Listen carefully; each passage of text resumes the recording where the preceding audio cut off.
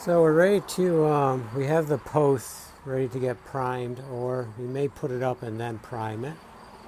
And we have you can see we put the 2x4 hemlocks in, hemlock 2x4s, and they fit right in there. And then we nailed it about 4 places on all 4 sides.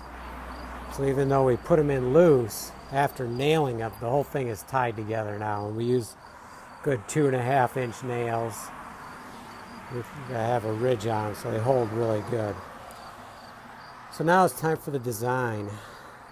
And we had taken this apart, so I kind of know how it goes back together. You can see right here, this piece goes on here. Something like that. Oh, no, like this. There's probably a piece missing right there, and yep, there it is. This piece. So we have to carefully get the rest of the post, because some of the old post is still in here. So we have to get that out. And then we have some pieces here we have to pry loose.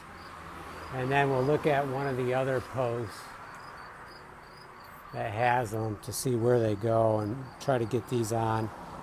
We may have to make some of these. I'm sure we're going to have to, because some were destroyed. And in some cases we may not even have all this stuff, but we're going to put on what we have, and then we're going to have to make the rest.